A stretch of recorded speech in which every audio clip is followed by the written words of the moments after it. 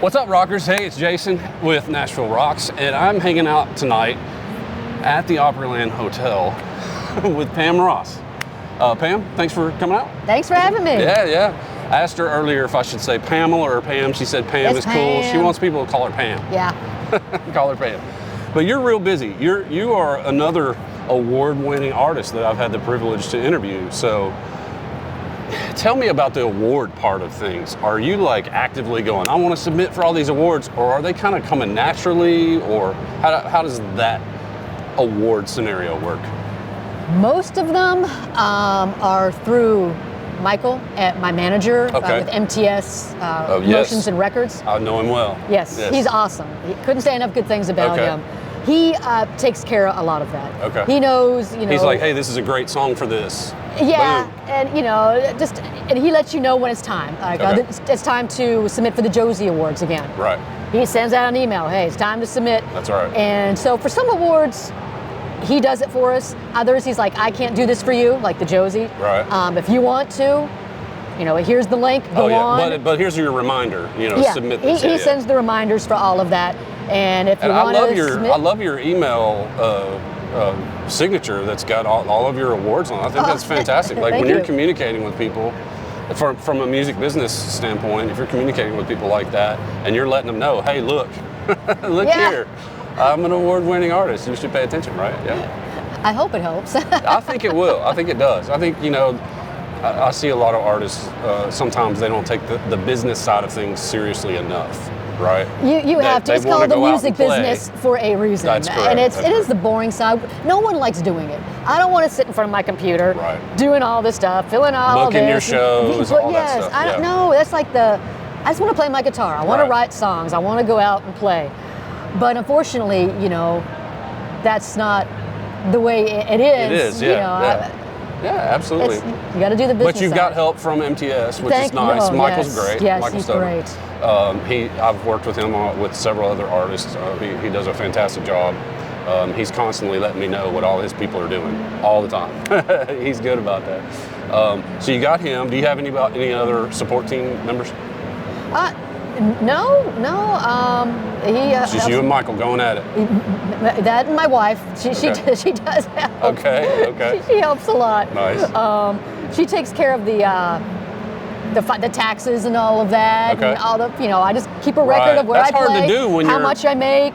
How many CDs I've sold. How much I've spent when I've had to travel. Right. And then I hand that over to her, and she does the taxes thing. And you do have to do that. People forget that. 100%. The IRS notices that you're doing this for a living. Oh, the bar's paying you in cash. Don't worry about it. Oh no, you have to worry about it. Yes. Yeah, I hate to break it to all you guys getting out there. Yeah. So let's talk about that. You're talking about the business side. We're talking about team members that'll help. You can hear the boat going by down here at Opryland Hotel.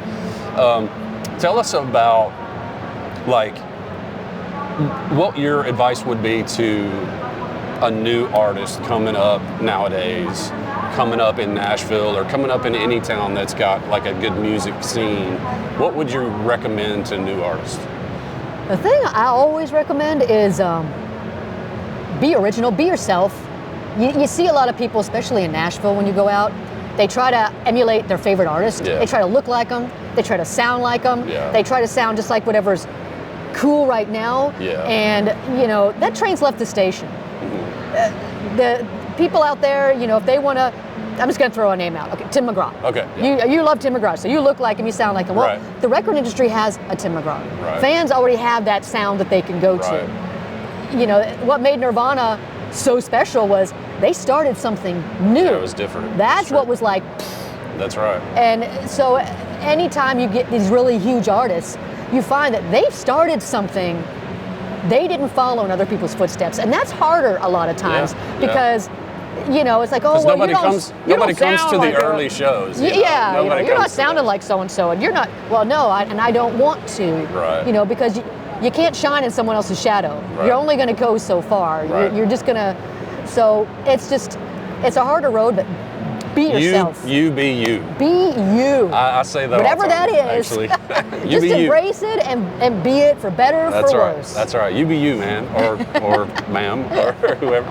Okay, cool. So the only reason we're meeting tonight is because you got gigs here locally going on, like right do. now. Yes. So you got one tonight. Yep, on my way to a show. It's the 20th. It's Inauguration Day. It's MLK Day, and it's a time to go see Pam Ross. It's been a busy day for me. It's just been like one of those yeah kind of days. Absolutely. But you're at Eastside Bowl tonight. Yes, I am. How about that? Have you played Eastside Bowl before? I have never played Eastside Bowl, so looking forward to it. Nice. Same as tomorrow night when I'm with Nashville Tour Stop at True Music Room. True Music I haven't played there before, so I love playing new places. It's cool to go back to places like the Commodore. I play there all the time. You were there on the 18th. I was there 18th and 19th. So how was that? Tell me about the Commodore, because I've heard mixed reviews. Oh, I love the Commodore. If you're coming to Nashville and you're starting out, that's one of the places I suggest going. Especially as a singer-songwriter. Yeah, I mean, that's what I had to do. I had to sit there and wait 4 hours until all the rounds were over to play in the open round. Right. And you get one song, and whether you know it or not, that's your audition. So make it a good one. Before you get to come back to the Commodore. You can go back in open rounds, but if you want to get in a round, you have to play for them first. You have to wait all night long, play in the open round. You get one song. If they like you, you can come back. Okay. And you play then you start getting booked in rounds, and that's how. So is it like America's Got Talent or something? There's judges sitting there interviewing you, or whether on Saturdays, Tuesdays it's Jimmy and Annalisa. Yeah. On Sundays it's Debbie Champion, and they're all just awesome people, wonderful people. Excellent. And they're just looking for good songwriters. Yeah. And so and they're there to help.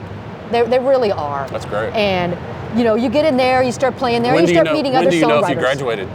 Oh, as soon as I got off stage, I'm like, how can I get a show here and play one of the rounds? Like, oh, you just had your audition. When do you want to play? I'm like, okay. I thought that might be going on, but I wasn't sure. Nice. But and you meet other songwriters there too. Nice. Yeah. Oh, 100%. And so you get to meet a lot of people. Do you co-write? I'm not a lot. I do have a co-write on Wednesday. I don't. I want to co-write more. It's like a goal of mine. But not living here, it's hard. So you got to do it on Zoom. And where I'm living right now, that's got to be interesting, songwriting on Zoom.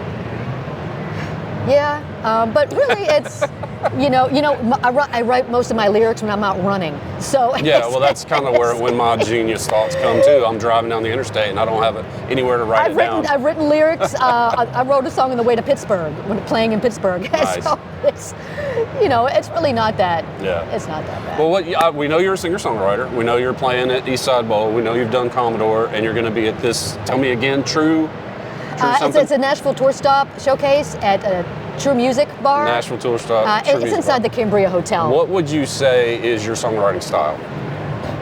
If you had to label yourself. I don't like to label, but I also like to label. Oh, no. It's called Pam Music. It's called Pam Music. You be you. It's because I write in a blend of genres. That's what I won my Josie Award for. Right. Yeah. Female multi-genre artist. Nice. And it's not just I write a country song and Was I there write a rock song? Was there a song? It was a body of work. They look at the body of work. Okay. It's, I have some songs that lean country, some that'll lean rock, some will lean more pop, some are more like, and there are some songs that have everything just thrown in it. So I listen to different music. So when I write, that comes out. Right. When I'm in Nashville, I do play the more leading country side songs for the most part. And when I go to different places, I'll whip out a rock song, I'll play a blues song, and I'll do whatever. So I write in a lot of different genres, and it's not on purpose. It's really just because it's just how you do. I blend genres because I listen to different styles of music. Right. That's great. So tell us how we can find out more about you and what you're up to and when you're going to be playing and where. PamRossMusic.com. I kept it simple. You want to find me on Facebook? Go to Pam Ross Music. You want to find me on Instagram? Go to Pam Ross Music, etc., etc., etc. I wish I could do that with Nashville Rock. It's just some people, they have different names all over. It's Pam Ross Music. That's where you find me. Anywhere you can stream music, blah blah blah blah. It's very simple. Nice. Well, we'll look forward to what you're up to. I hope things go well tonight. Thank you. And then the gig in 2 days, right? I'm forgetting things already. Tomorrow night. Tomorrow night. Nice. Yes. Thank you so much. Thank you for having me. Is there anything that you want to get out there to fans or potential fans? I have a new single coming out next month, February 14th. Not because it's a great love song. It was just happened to be that was the time to drop the next single. All right. But I do have another single coming out. It's my second album, and this is my third single from that album. And We're talking about it on Spotify, just streaming? Yeah. Anywhere you can stream. Okay. And I'll be releasing songs all this year from that album. So, nice. Lots of music to come. That's fantastic. How do you feel, and I've got places to cut in here, but how do you feel about the streaming environment as opposed, because, you know, it's changed over the years. How do you feel about it? It's a mixed bag. It's good in that people can get their music out there. And, you know, I love that. I mean, everyone loves that. Absolutely. You can hear so much music. It's not being controlled by, you know, some record label executives. Right. And so you can get to listen to your music if you want to. And that's wonderful. They don't have to wait for the radio to play it. The bad side of it is, one, you get paid nothing. If I just made 50 cents a stream, whoa! You know, I'd be rolling in the money. Oh, yeah. But you're making 0.04 cents. So it makes it so hard for an artist to make a living. Right.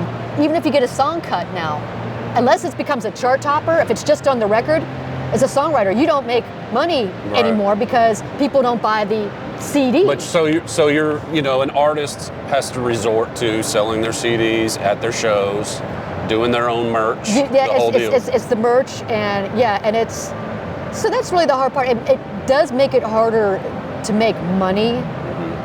That's really the downside of it. So it's got. And you're forced to do more of the business side of things too. You're forced to concern yourself with the merch. Yes, people used to buy more CDs, and now it's like, well, why buy a CD? I can go online and stream it for free. Exactly. Well, because you're making me poor. That's That's right. Please buy a CD. But I understand that. Absolutely. People aren't wealthy. It's like, why? Yeah. I can go stream. I've talked to a couple buddies of mine. They were like, man, I think what I'm going to do is I'm going to start handing out USBs, man. I'm just going to have a USB with my latest album on it. Be like, here. I've started looking into that.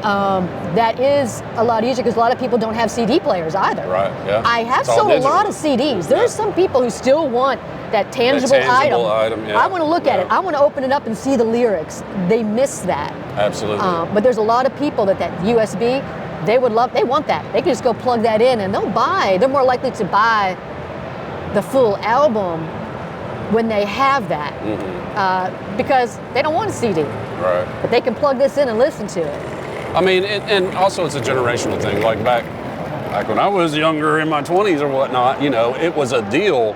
Like let's say you were talking about Nirvana earlier. When that came out, you were burning that CD up. You were playing it over and over and over and over, listening to every single song on the album. Yeah. And nowadays, it's a single track. And that's a shame because you're missing a lot of good music. Yeah, I think so.